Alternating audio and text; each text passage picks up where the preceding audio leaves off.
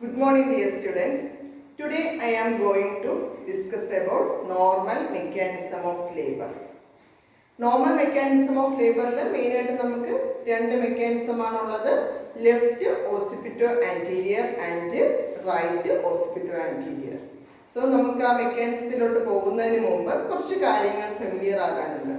അപ്പോൾ അത് നമുക്ക് ആദ്യം നോക്കിയിട്ട് മെക്കാനിസത്തിലോട്ട് പോകാം. This is gynaecoid pelvis. അപ്പോൾ ഈ പെൽവിസിനെ കുറിച്ച് നമുക്ക് ജസ്റ്റ് ഒന്ന് മെക്കാനിസത്തിൻ്റെ പോയിൻറ്റ്സുകളൊന്ന് അറിയണം. This one is left iliopectineal eminence and this is right iliopectineal eminence. This is the symphysis pubis. This one is pubic arch.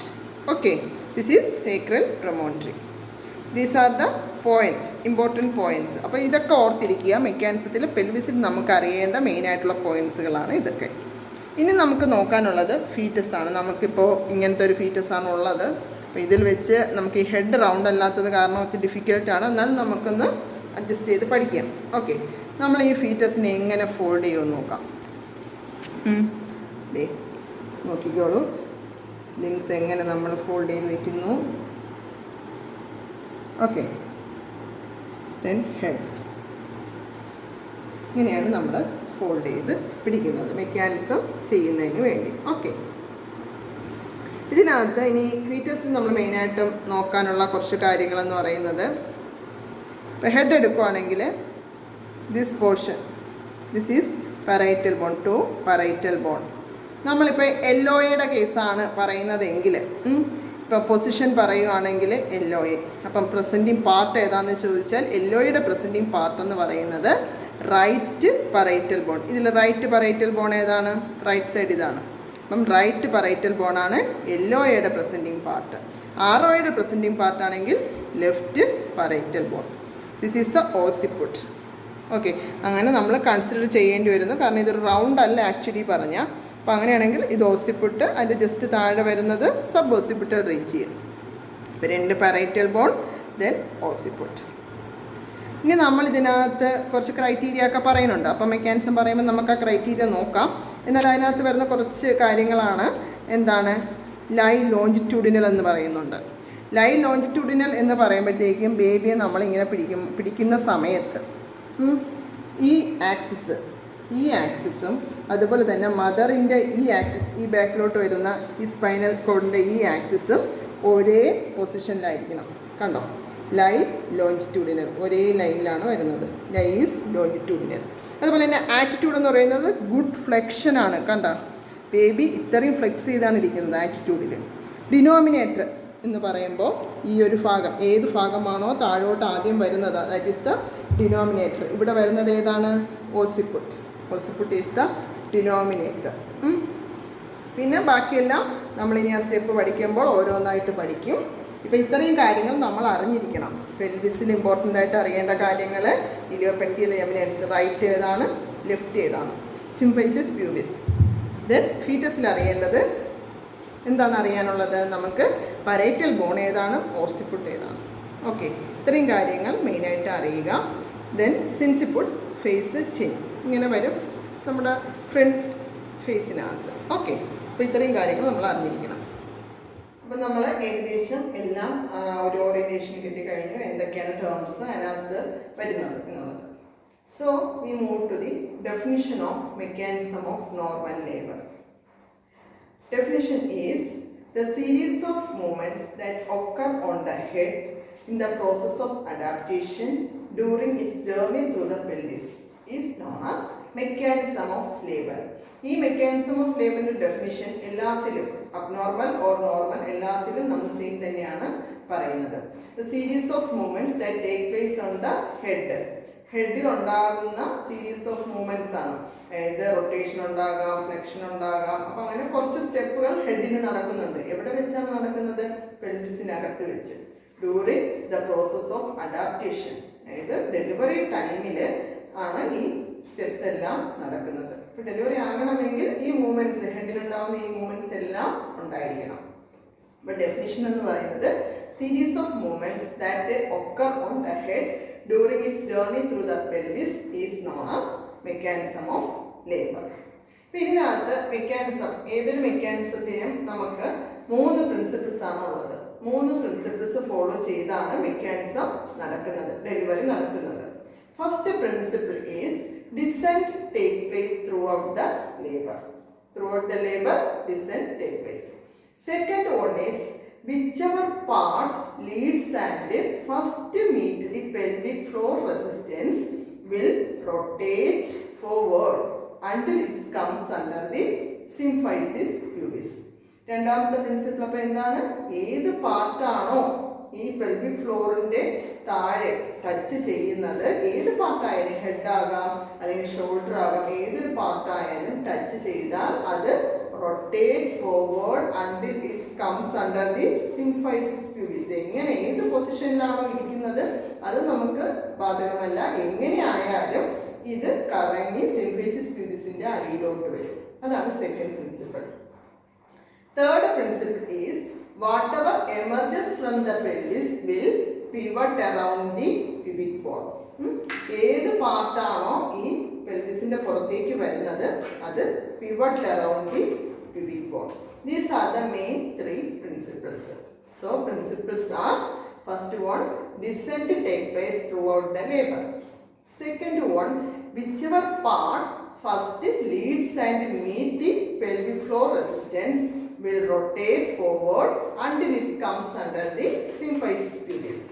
Third principle is whatever emerges from the pelvis will pivot around the pubic bone.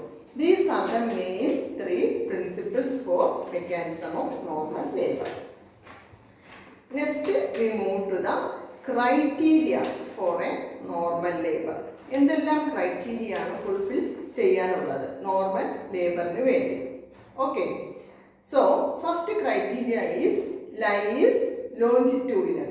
Okay, lie longitudinal ആയിരിക്കണം. Then attitude is good flexion. Attitude is good flexion. Then position is LOA or ROA. നമ്മളിപ്പോൾ പറയാൻ പോകുന്നത് LOA ആണ്. അപ്പോൾ position is LOA, left occipito anterior. Then denominator എന്ന് പറയുന്നത് ഏതാണ്? ഏത് പാർട്ടാണോ ഈ പെൽവിക് ഫ്ലോറിൽ ഫസ്റ്റ് ടച്ച് ചെയ്യാൻ പോകുന്നത്, that is the denominator. In normal mechanism of labor, denominator is occiput. Okay, then presenting part is in case of LOA right parietal bone. Okay, these are the main criteria fulfilled for a normal mechanism of labor. Okay, നമ്മൾ criteria discuss ചെയ്തു. ഇനി അടുത്തത് നമുക്ക് പഠിക്കാനുള്ളത് what are the principal movements in normal mechanism of labour.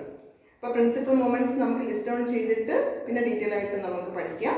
Okay, principal movements are: first one engagement, then descent, then flexion, internal rotation of the head, then crowning, then extension, restitution, internal rotation of the shoulders, and finally lateral flexion of the body.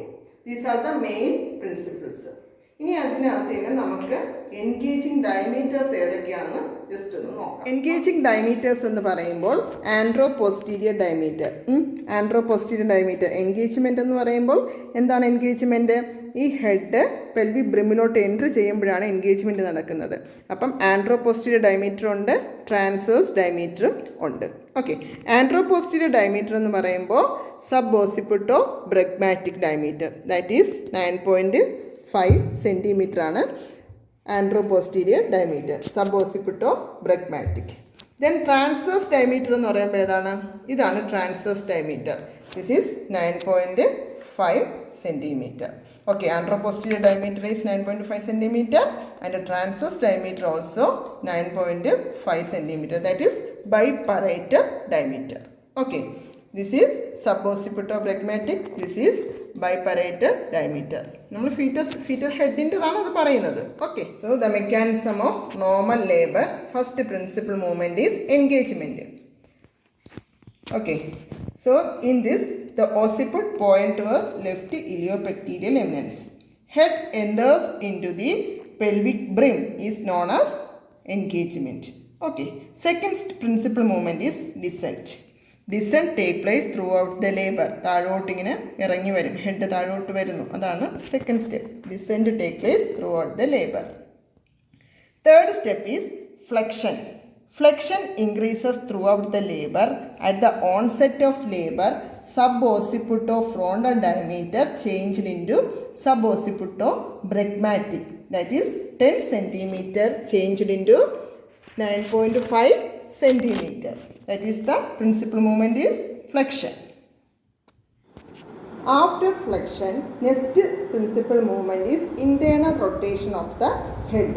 The occiput touches the pelvic floor resistance. It rotates anteriorly until it comes under the symphysis pubis. കണ്ടോ, ഓസിപ്പുട്ട് സിംബൈസിസ് പ്യൂബിസിൻ്റെ അടിയിൽ വരുന്നത് വരെ ഇത് rotate ചെയ്യുന്നു. But shoulder rotation നടക്കുന്നില്ല. മനസ്സിലായോ? So occiput leads and meet the pelvic floor resistance. Will rotate anteriorly 1/8 of the circle. This causes slight twist in the neck of the fetus. അപ്പോൾ ഇങ്ങനെ വരുമ്പോൾ ഇവിടെ ഒരു ട്വിസ്റ്റ് ഫോം ചെയ്യും. Internal rotation നടന്നു. Occiput comes under the symphysis pubis. Next step is crowning. After internal rotation of the head, further descent takes place until the suboccipital region comes under the pubic arch. At this stage, maximum diameter of the head, that means biparietal diameter, stretches the vulval outlet without recession of the head even after the contraction is over. അതായത് ഹെഡിൻ്റെ താഴെ വന്ന് പുബിക് ആർച്ചിൻ്റെ താഴെ വന്നു കഴിഞ്ഞാൽ ഒരിക്കലും അത് reverse പോകത്തില്ല. അത് ആ process is crowning. After the crowning, extension of the head taking place. In this, sinciput, face, chin sees the perineum and the head is delivered by the movement of extension. കണ്ടോ, extend ചെയ്ത് നിൽക്കുവാണ്. Next step is restitution. It is the visible passive movement of the head due to untwisting of the neck sustained during internal rotation. അപ്പോൾ ഇത് എങ്ങോട്ട് rotate ചെയ്യും? ഇത് ഇങ്ങോട്ട് rotate ചെയ്യും. ആ അൺട്വിസ്റ്റ് ആവാൻ വേണ്ടി ഇങ്ങോട്ട് റൊട്ടേറ്റ് ചെയ്യും. ഓൾറെഡി ഇൻറ്റേർണൽ റൊട്ടേഷൻ നടന്ന സമയത്ത് ഒരു ട്വിസ്റ്റ് ഫോം ചെയ്തിരുന്നു.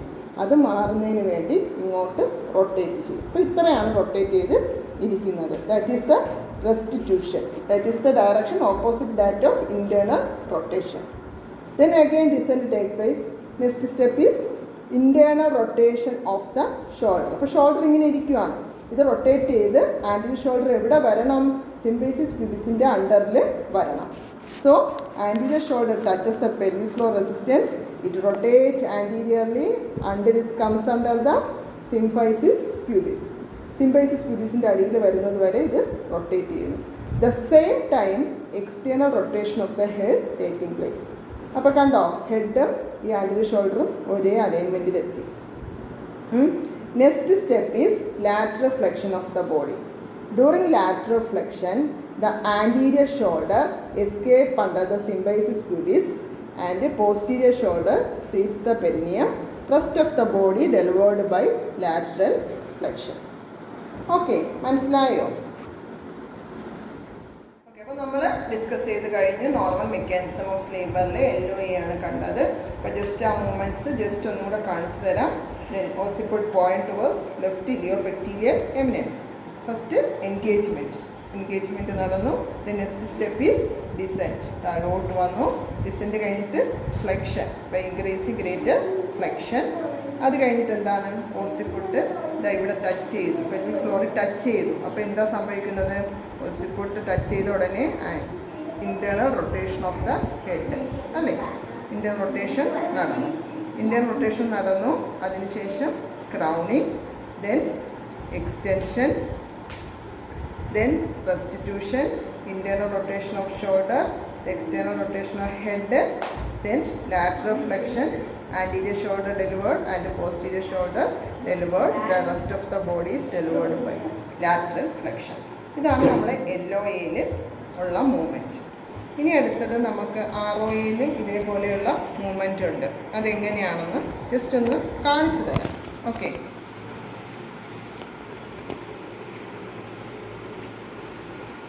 ROA എന്ന് പറയുമ്പോൾ ഇതിനകത്ത് വരുന്ന മെയിൻ ഒരു ഡിഫറൻസ്, നമ്മൾ LOAയിൽ ലെഫ്റ്റ് ഇലിയോപെക്റ്റിയൽ എമിനൻസ് ആയിരുന്നു, ROA എന്ന് പറയുമ്പോൾ റൈറ്റ് ഇലിയോപെക്റ്റിയൽ എമിനൻസ്. അതുപോലെ തന്നെ എൻഗേജ്മെൻറ്റ് നടക്കുന്നു, ഡിസെൻറ്റ് നടക്കുന്നു, ഫ്ലെക്ഷൻ, ഇൻറ്റേർണൽ റൊട്ടേഷൻ എന്ന് പറയുമ്പോൾ ഇവിടെ സംഭവിക്കുന്നത് എങ്ങോട്ടാണ്?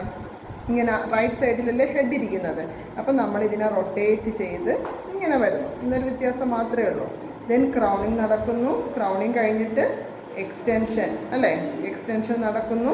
എക്സ്റ്റൻഷൻ നടന്നു കഴിഞ്ഞിട്ട് എങ്ങോട്ടാണ് തിരിയേണ്ടത്? ടിസ്റ്റ് എങ്ങോട്ടാണ് ഉള്ളത്? ഇത് തിരിയേണ്ടത് opposite direction of internal rotation. അപ്പം നേരെ ഇങ്ങോട്ടാണ് തിരിയുന്നത്. ഓക്കെ, ഇങ്ങോട്ട് തിരിയുന്നു.